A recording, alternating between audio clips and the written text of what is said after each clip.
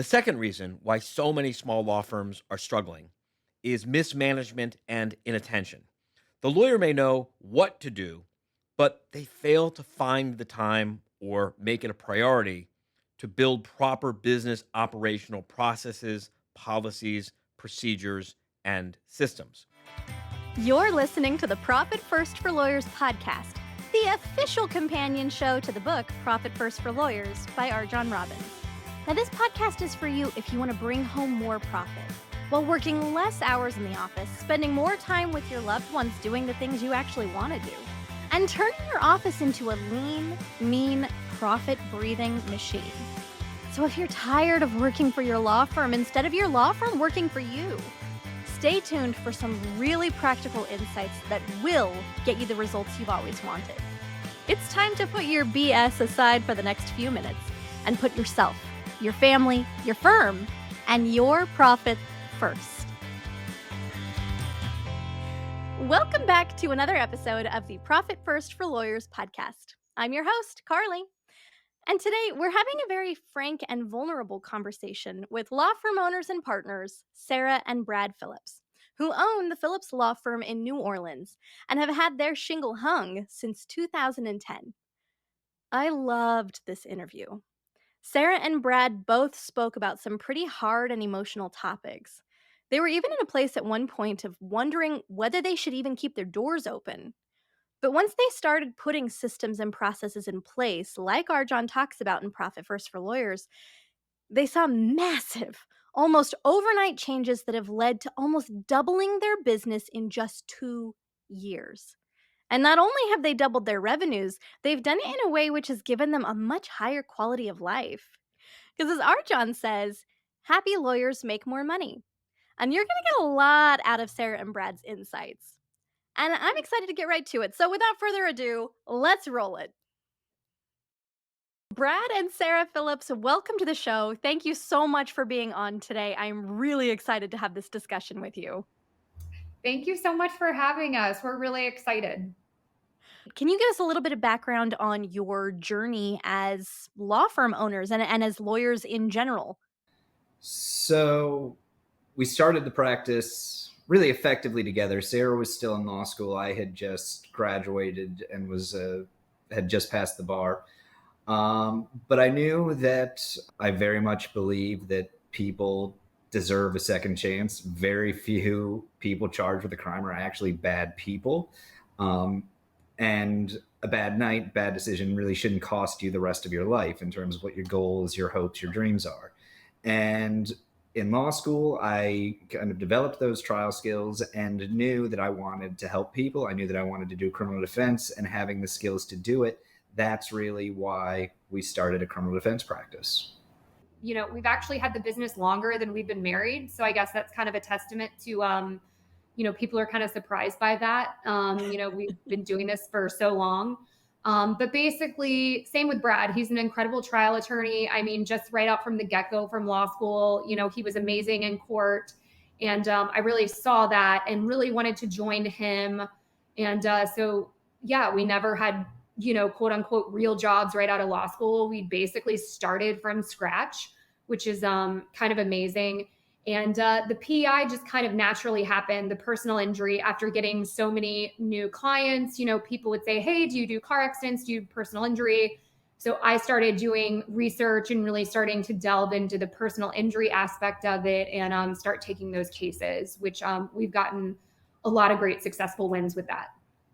Wow, congratulations. I love that journey. And I do think that it is, you don't normally meet a husband and wife team or partnered up team that can go into business together, right? That it's a whole other beast to work that directly with your spouse. How has that been? How has your relationship grown and changed? So do you want to answer this one? No, I think you should take it.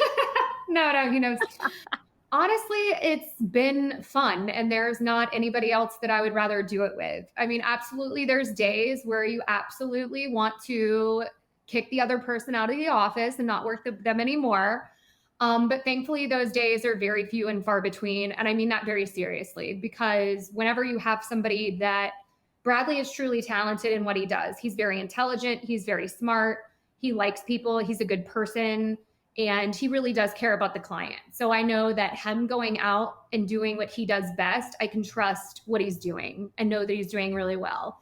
And any little nitpicky things that we might not get along on is quite honestly probably just because of my perfectionism attitude, which actually how to manage and, has actually helped me out a lot with. But it's really more for the longest time, we were really just, yeah, the business was going great. The business was going great. It was going fine. It's paying the bills, like clients are happy. But especially the past 5 years after having 2 kids, we really took a look at ourselves and realized, okay, this business really needs to sustain all 4 of us. And we really need to take this up to the next level and have a business that works for us, not the other way around. Working together has really come very naturally, honestly.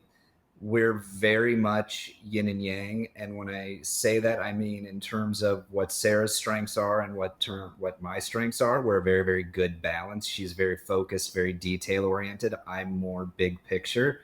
When we have tried cases together, there's very little communication needed. It's like a well-oiled machine, and now that we actually are learning how to run a business, we're trying to take that compatibility we have as business partners and utilize the strengths together to actually grow the business instead of just do legal production.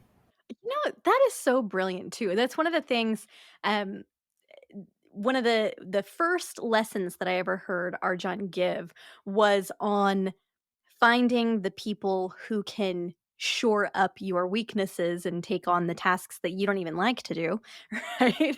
So that you can be the brilliant person who does all the things that they don't like to do. He kind of laughed and used me as an example at the time because I am a big fan of libraries, as you can see behind me. RJon is a big fan of books, but I'm a big fan of organizing and putting them together.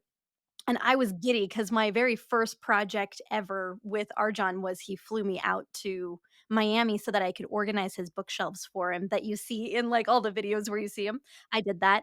And I was giddy, and he was laughing so hard because he was telling he was on a coaching call, and he was like, "Look at Carly's face right now. I don't wanna organize my bookshelves. She wants to organize my bookshelves." And it made me laugh, right? This yin and yang.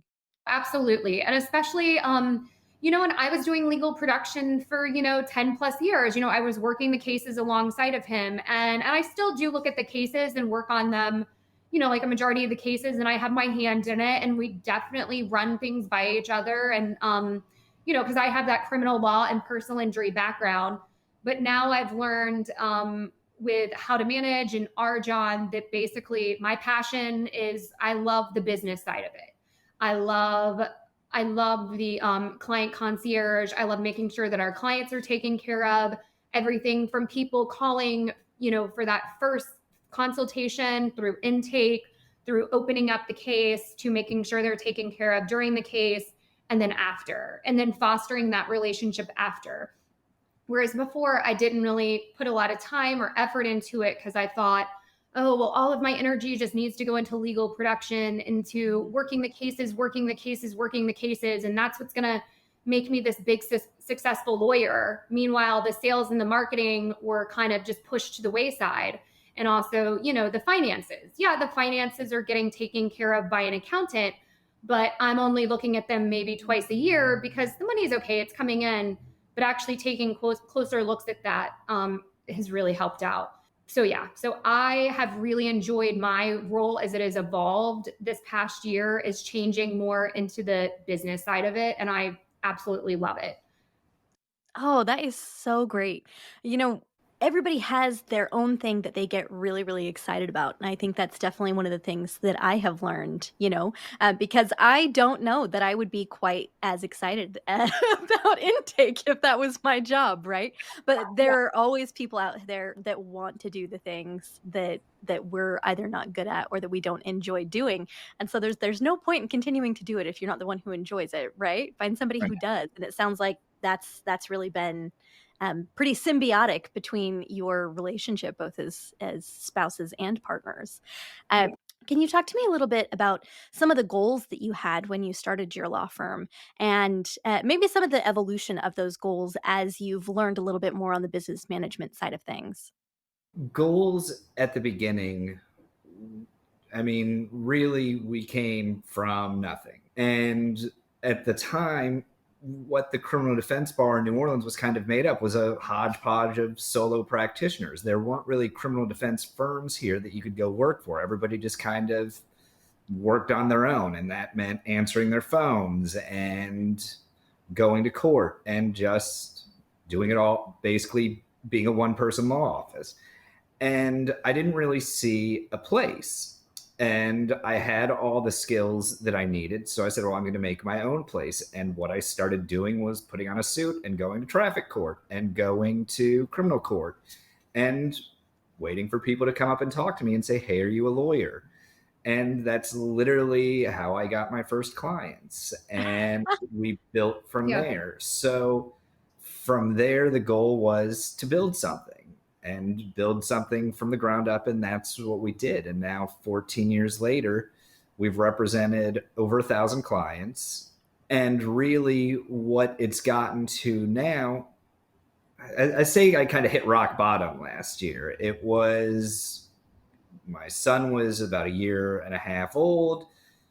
2022 was very difficult financially because of some health issues my mother and father had. My father died. And it just got to the point where Sarah with her hands full with the kids, me with my hands full with that.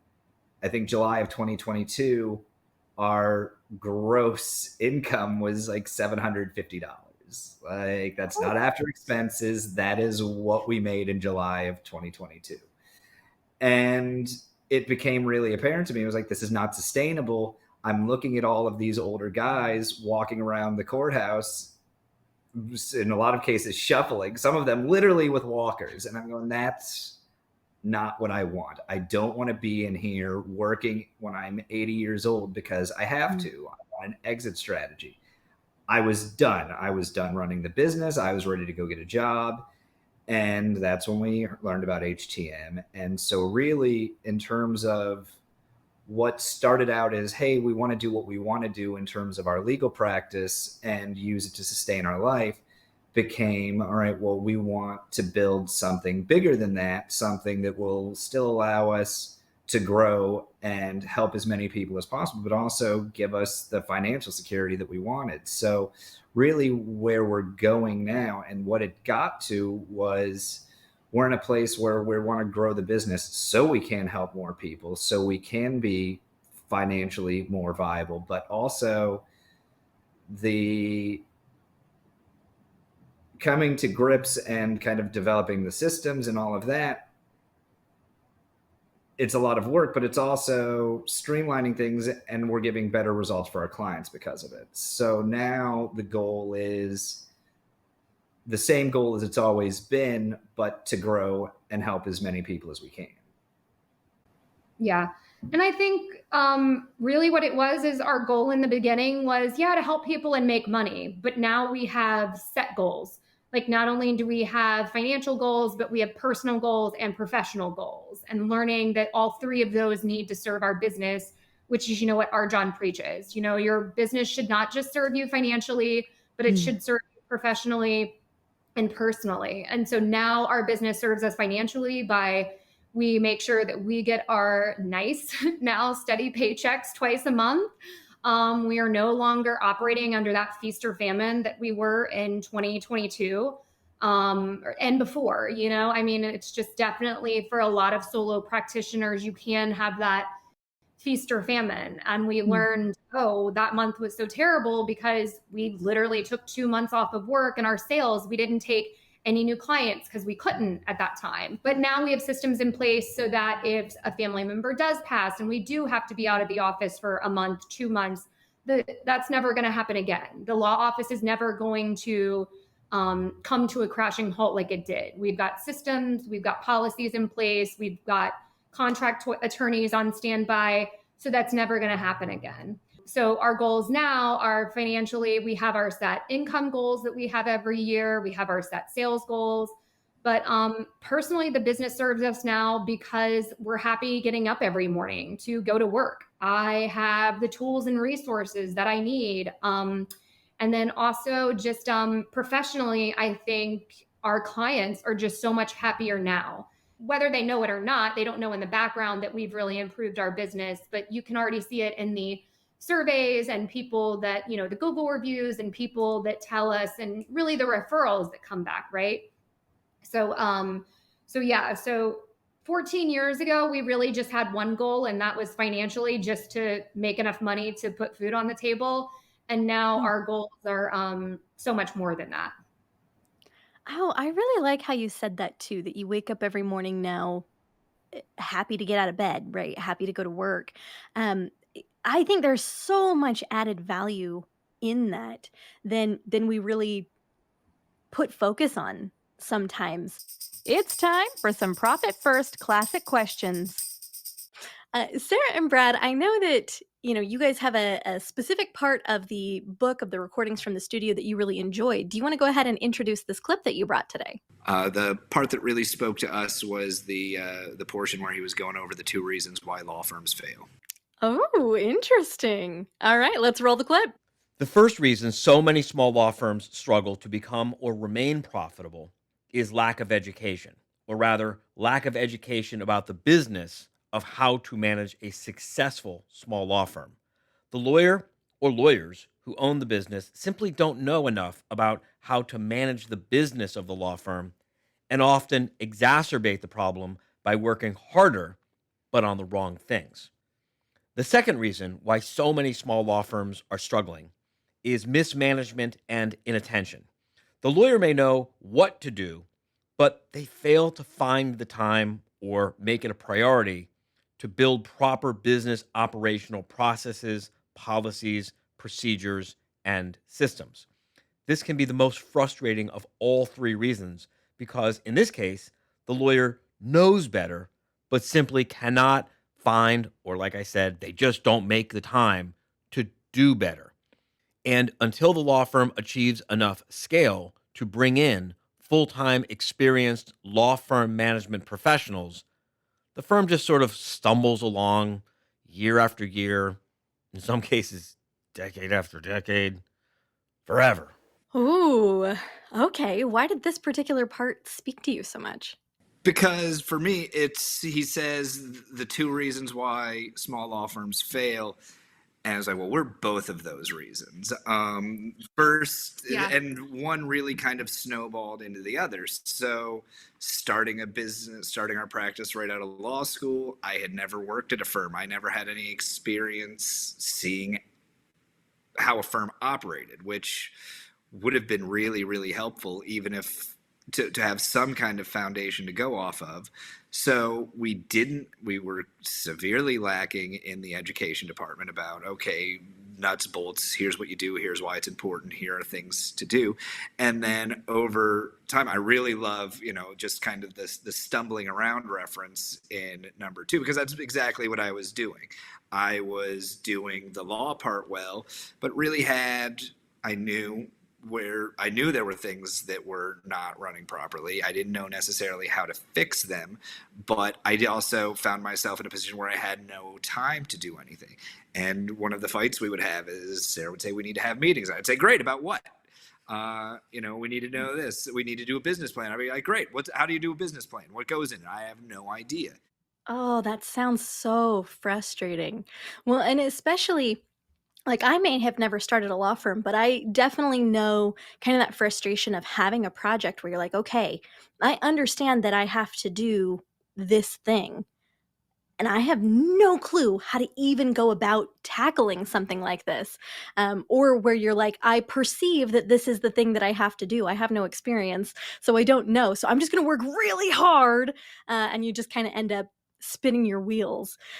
Sarah, what was that like for you in the early stages? Yeah, so exactly what you said, just spinning your wheels. And really, it was just focusing on the wrong thing, right? RJon's mentioned in the past how, you go to school and you go to school for law, right? And you learn law. So you think that, oh, if I just become the best attorney, that's what's going to bring in, the most money and the most clients right away. And, that's just not the case. So we were just focusing on being the best attorney that we could be, which is good. And everybody, you want to strive to be the best in your field that you can possibly be.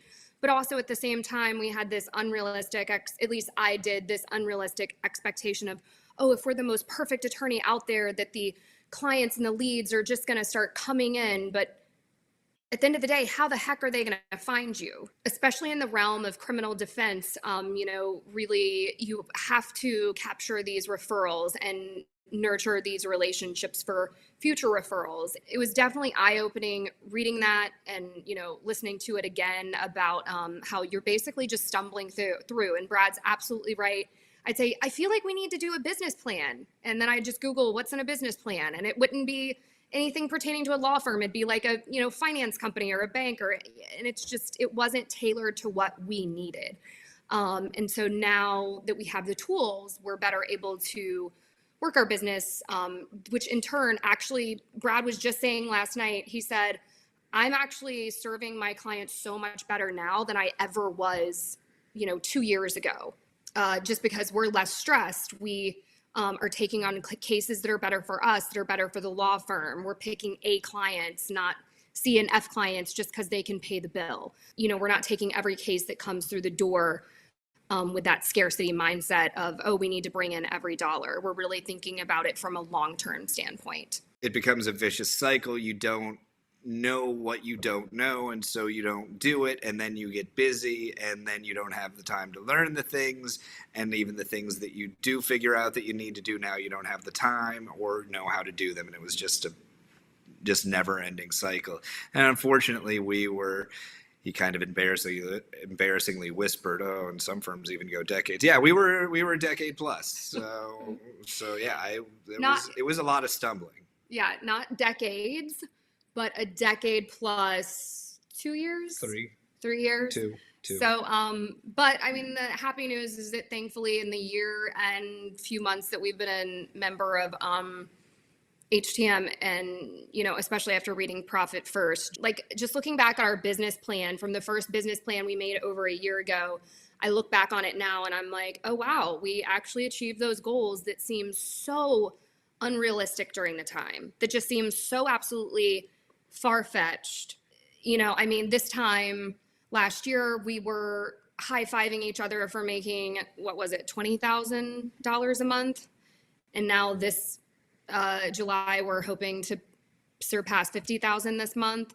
And so, yeah, so it's really that just, like moving the goalpost and seeing your goals actually come to fruition. And now back to the interview. I love that. I wonder if maybe you have some insight into, because it seems a little bit counterintuitive, right? That in focusing on your goals and on what you want out of your life and out of your business, that it would lead to being able to help more people. But almost universally, when I have spoken with law firm owners, that seems to be the case, right? When they put their personal happiness, their personal goals, and their professional goals together, it seems to provide this uplift to their staff, their clients, their business in general. And I think I've heard RJon say something close to this, right? Is that if you don't have any passion for it, if you don't have any happiness for it, then it's probably not the right industry for you. You have to be able to be excited to go to work in the morning. Well, maybe not every morning, but the majority of mornings. Definitely. And I think just getting clear on our mission and our values and our culture, right? Like our mission is to give people second chances and really give people a high quality criminal defense representation and personal injury representation that they might not otherwise have out there, right? Like there's a lot of, big box, big name personal injury attorneys, but there's really not that heart. You're not going to talk to the attorney. You're going to talk to a paralegal or a legal assistant or an associate or something like that. And then that associate might leave the law firm, and then you might get, somebody else 6 months later or something like that.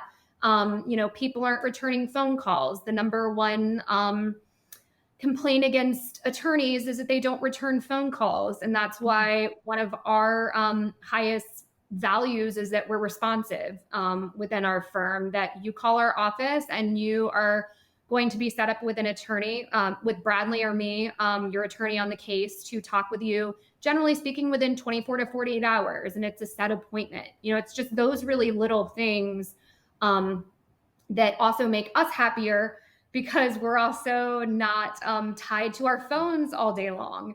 That was something that was a big mistake that we made in the beginning, was definitely thinking that we had to have our phone attached to us all the time. But to be quite honest, we were missing tons of phone calls, and then we were playing phone tag, and there was so much wasted time. So now we have better systems in place to service our clients, and it makes us so much happier. And happier attorneys don't just make more money, but we're also better attorneys for our clients because we're happier. I would say more than the beginning. In the beginning, I would say until a year ago, we were connected to our phones. Yeah. I think that's such a beautiful thought too, that even kind of building that framework allowed you to do more than you could have done when you were married to your phone. I mean, it doesn't necessarily sound like you are doing anything less for your clients. It just sounds like you've built a framework that you can piece them in to make it a little bit more efficient, so that you don't have to be married to your phone anymore. There's really no structure or plan in terms of what a day in the life was going to be. I was going to go to court. I was going to play phone tag with clients. It was just so chaos. I mean, I don't really know. That's it. It was controlled chaos. It was functional. Yeah. I mean, it got you through 12 years, right? But I mean, it was not. I don't want to say not fulfilling, but it was definitely not necessarily always satisfying. It was constantly treading water. I think in the solo practitioner kind of arena, right? Whenever you get in these, you just kind of do what you see other people do, right? So every other solo attorney around here, or a lot of them, they have their cell phone on their hip and they're answering phone calls and they're missing phone calls. And so, you just kind of do what you think should be done. But then whenever you take a step back and join an organization like HTM, and they tell you, no, you need to get rid of your phone, which sounds so terrifying.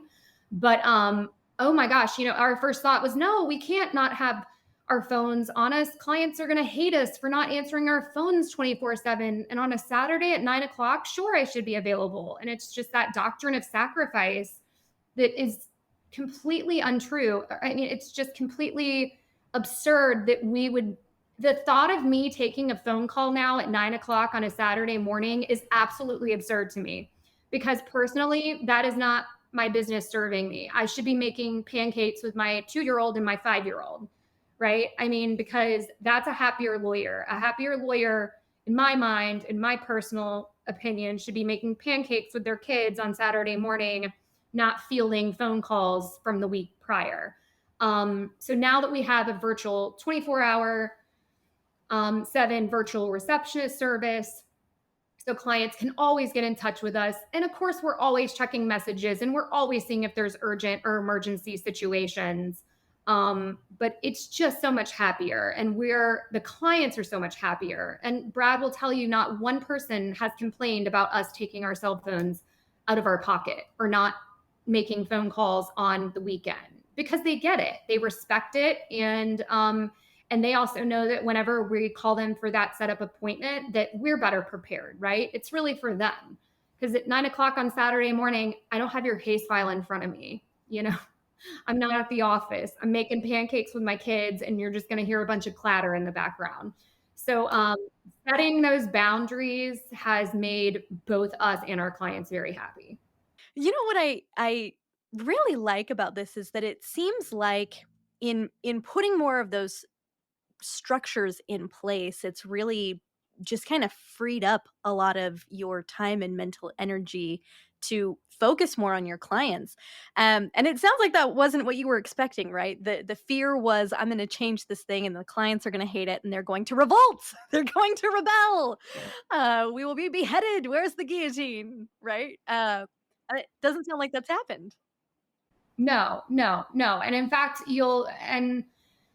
the clients appreciate the forwardness, and they, now every time that a client is that we take on a client, we send them an intake packet or a new client welcome packet, and it goes through all of our 24 policies and policies, and like literally the last page is how to be a great client, which a year ago I would have said, oh, that's so presumptuous. And no, but people love it. Like people want to know how your office works, when you can call, what are the parameters for an urgent matter versus an actual emergency, what they should expect with a turnaround time for phone calls, how long they should expect their case to last, what are social media things, like, can I friend my attorney on Facebook?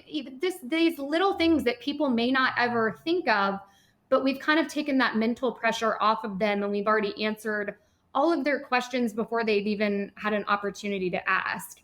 And so people love our welcome packet, which includes those policies and also, just giving people guidance actually gives them a lot of safety, I think, in sometimes what's a very scary situation. Oh, that is so fun. I love hearing that too. I wonder, Sarah, you guys can absolutely tell me no, but would you be willing to share your welcome packet with us so that we can offer it as a resource so some of our Oh, yeah. listeners can see what that would look like? Yeah, absolutely. It's just got like a welcome letter, and then basically it has our policies in it, which, are fairly common. There's nothing too crazy in it. I'm so intrigued by this back page that you're saying that you tell your clients what makes a good client. Can you kind of walk us through that? I think that's so intriguing. And not only walk us through what does that entail, but then also the client reaction to that. People kind of like that guidance, and I know that I would personally like that as a client as well. I want to keep my attorney happy. I mean, this is the person that's going into court and representing me, and they're working really hard on my behalf. And so we really want to give people that information. Hey, if you want to be a great client, here's what we really value. And we value responsiveness, being polite to our staff, and showing up timely and being prepared and updating any information on your case as needed. So people, it's only been positive. I mean, and quite honestly, if somebody doesn't like that, or if they don't like that we put that in there, then I kind of question, okay, is this the kind of client that we actually want to have? And so I know now that a year ago, I would have said, oh, I don't want to offend that person. Oh, I'm so sorry. But no, now I understand that that's not a client that I want. If they don't want to help me, help them, then maybe this just isn't the right fit. Ooh, that is so powerful. Brad, have you noticed it sounds like you do a lot of the actual litigation in court. Have you noticed a difference in the amount of A clients versus B or C or heaven forbid F clients that you guys have taken on in the last couple of years? What I'm seeing and where I'm seeing the overall satisfaction and the overall just kind of good behavior in general from clients is, I mean, the reality is I'm spending so much less time on the phones when I am talking to clients because they're getting regular updates. They're not pissed off because they've been trying to get in touch with me for 3 weeks and we've been playing phone tag. So there's not 20 minutes of arguing. Wow, you should. It's just everything is more efficient. So I can dedicate time rather than spending time on the phone for 30 minutes or 45 minutes holding a client's hand.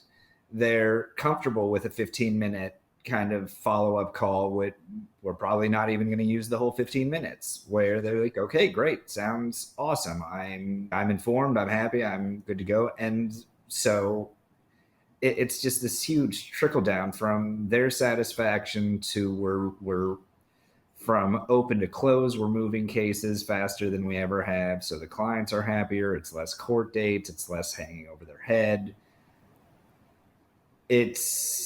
That's really the main place in having clear expectations for them. Of course, it's a big part of it is following up on our end, saying, okay, here's what we're going to do for you in terms of our communication, how we interact with you. But with us keeping up our end of the bargain, it really holds them accountable and holds them to those kind of guidelines. So, I mean, just in general, whether it's in court, whether it's on the phone, whether it's in between, everybody's just generally much happier. Targeting people that want your help.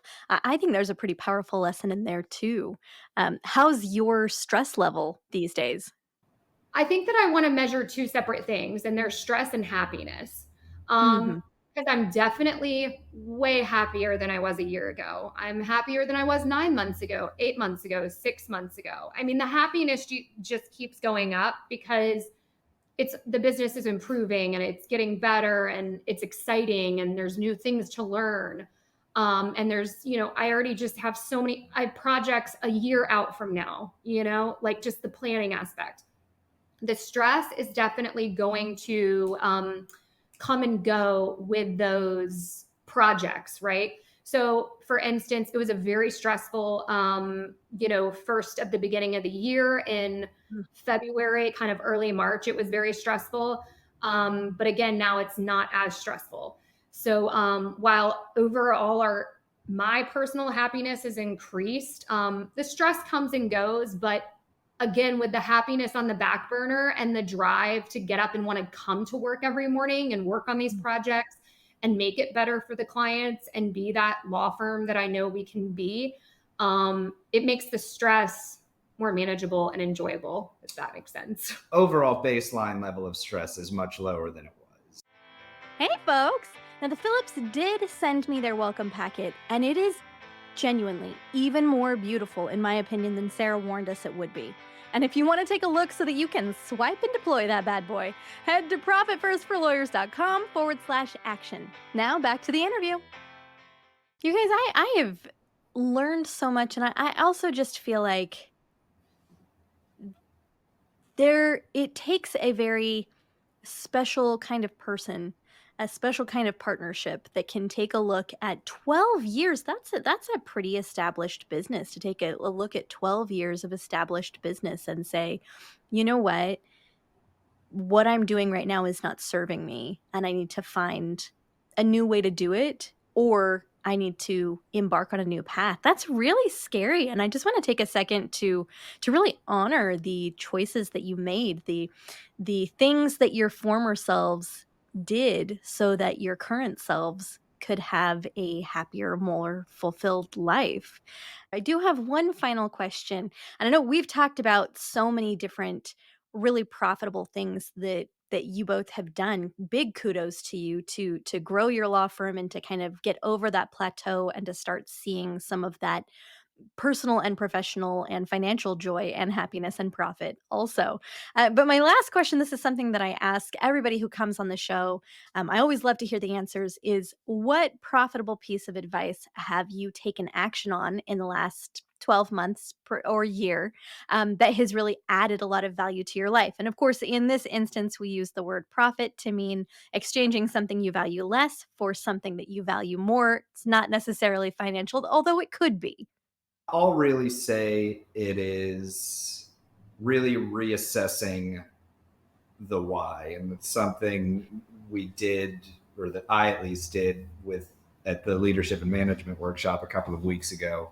Mm-hmm. That really kind of brought into focus why. And the reason I say it's going to be the most profitable, because we're rebuilding a website. And one of the complaints I've always had about my website is I'm all over it, but I'm not anywhere in it because it's sterile. It says the same things that everybody else's website says. It's like, we're going to give your case the attention it deserves, and we're going to do this. And it doesn't say anything about why we do it and what differentiates us.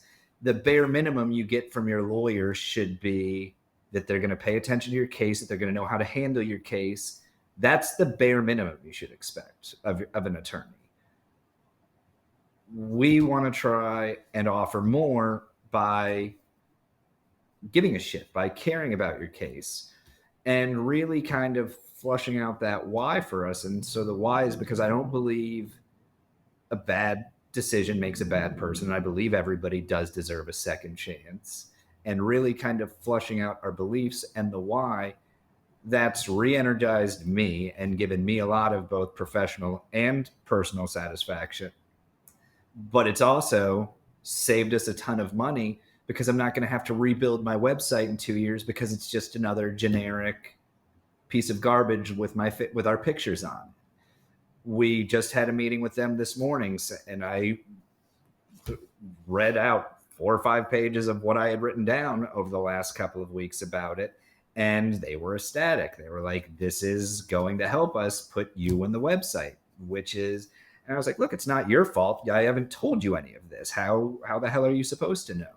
But really, what I would say is the most profitable for me is really been doing a deep dive, writing in my notebook like a serial killer for the last 2 weeks. I mean, really doing a deep dive into that and really getting back to why I do this and why I am different.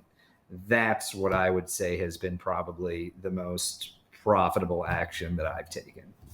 Oh, I love that. Love that. Sarah, do you have same answer, different answer? I think maybe a little different answer. Mainly for me is getting over my perfectionism and learning through HTM that perfectionism is basically a killer of a lot of things. You know, you think, oh, I have to be perfect. I have to be perfect, you know, for people to like me, for people to think that I'm the best lawyer, to think that I'm the best mother, the best friend. And honestly, it didn't take until it was one of RJon's LQMs that he was speaking at, and he said, good is good enough.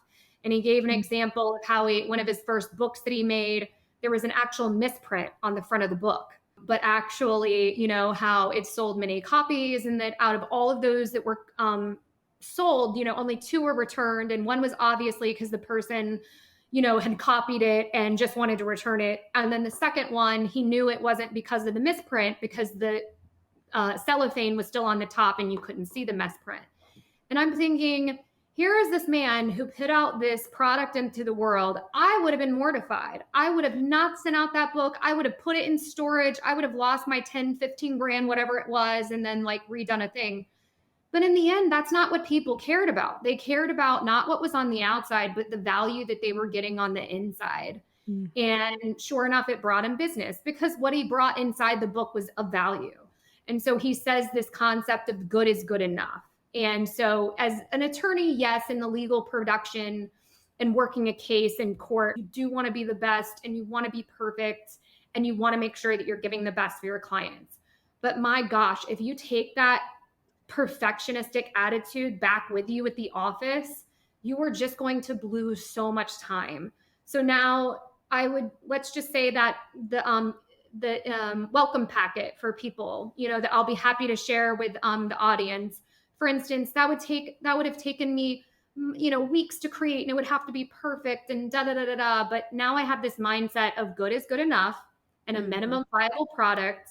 And let's just get out something that can serve people right now. And it may not be perfect, but people are still going to find value out of it and enjoy it. And it's going to help move our business forward. And so in 6 months, I will revisit it and I will update it and I will make it a little bit more perfect. But right now, it doesn't have to be perfect. So just getting rid of that perfectionistic attitude that I think in law school, or, you know, that is instilled in us, that you have to be right all the time to be a good attorney and good business person. No, just good is good enough. Give people a minimum viable product that they can find value in, and just move forward. You know, it's funny, Sarah, because that's also one of my first lessons from RJon. He had a call with me, and I was going over and over and over this project because I wanted to get it perfect, right? Like it's got RJon's face on it, and I wanted it to be really, really fantastic. And he told me, Carly, done is better than perfect. You know why? He was like, because at least done is done. I can't do anything with perfect. If it's in your head, I can't do anything with it, but I can do something with done. It's like, I was like, Exactly. And thankfully, I got rid of my perfectionism. And so now our clients have a welcome packet that they can enjoy and, you know, get something in their hands. But before, I would have just put it on the back burner because I didn't finish it. It wasn't perfect. I've definitely learned that good is good enough in a majority of instances. I have had so much fun. I have learned so much. You've really taken me on a journey today, and I think our listeners too will get a lot of value out of kind of seeing the progression of how these seemingly smaller changes, or the ones maybe they're not small, but they're not complicated, but they really move the needle. Yeah, and that's the thing is that you're going to learn is there's no magic pill, there's no hack, but that's the joy in it, right? I mean, because my God, if there was a magic pill, then this would be boring. And yes, we all want the magic pill, we want the hack, but the thing is that this stuff is really just extremely simple. It's just knowing that it's out there and utilizing it. Oh, I love that. Know that it's out there, utilize your resources, and make your life better as a result. Oh, you guys, thank you so, so much for spending your time with us today. Like I said, I got a lot of value out of this. I really appreciate your time and being willing to come and spend an hour of it with me. Yeah, Thank you. well, thank you so much. We really enjoyed this. Set aside perfectionism, set down the phone, and make it a priority to put systems in place that will give you freedom. It does kind of seem illogical. It seems counterintuitive, but as Sarah and Brad both said, it will be better for your clients, it will be better for your firm, it will be better for your wallet, and it will definitely be better for you. And that's what we've got for you today, folks. Thanks for spending some of your time with me. And if you found this episode valuable, here are just a few things you can do to take action today. 1. Visit our page at profitfirstforlawyers.com/action to download our free resources curated just for you. 2. Make sure that you snag your copy of RJon's book, Profit First for Lawyers, wherever you usually buy your books. And 3. Leave this podcast a 5-star review to help us be discovered by even more law firm owners just like you. And stay tuned next time as we go over the 6th main part of every successful law firm and how you can get it into alignment. You won't want to miss this one. We'll see you there. Thank you for joining us on another episode of Profit First for Lawyers. If you're enjoying what you're hearing, tell a friend. And visit profitfirstforlawyers.com/action to download the resources that are going to help you put these concepts to work for your law firm. Your future self will thank you for it, and we will see you next time.